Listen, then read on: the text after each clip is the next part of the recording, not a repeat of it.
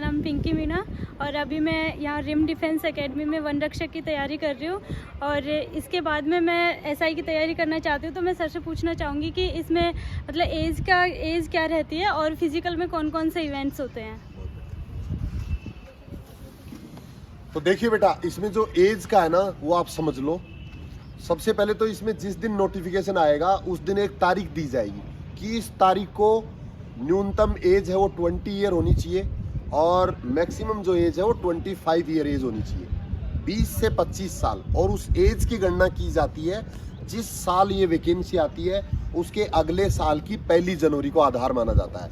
अगर अब 2023 में वैकेंसी आती है तो 1 जनवरी 2024 को जिनकी एज न्यूनतम 20 साल क्रॉस हो रही है और 25 साल से ऊपर नहीं गई है वो सारे लोग इसके लिए आवेदन कर सकते हैं, जनरल कैटेगरी के मेल कैंडिडेट ओनली।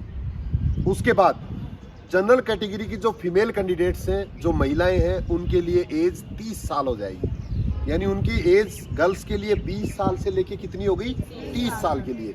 अब इसमें रिजर्वेशन मिलता है, वो EWS, OBC, SBC, SC और ST इन कैटेगरीज के जो पुरुष हैं उनको 5 साल की छूट मिलेगी। जनरल कैटेगरी की जो महिलाएं हैं उनको भी 5 साल की छूट हो गई, 30 साल तक हो गया।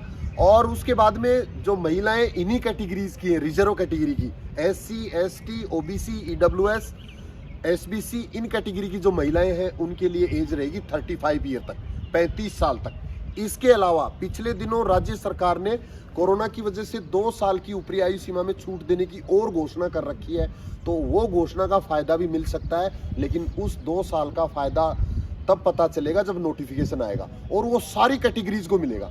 इसके अलावा बेटा एक छूट और मिल सकती है और वो मिलती है अगर 1 साल तक वैकेंसी नहीं आती है। जैसे 2021 में वैकेंसी आई थी, 2023 चल रही है, 2 साल हो गई वैकेंसी निकले, तो अगर ये वैकेंसी अब निकलेगी तो 1 साल की छूट एक्स्ट्रा और मिल सकती है सारे कैंडिडेट्स को। 25 की जगह 27 पहले हो सकती है और 28 भी हो सकती है, और उसके ऊपर फिर रिजर्व कैटेगरी को छूट मिलेगी।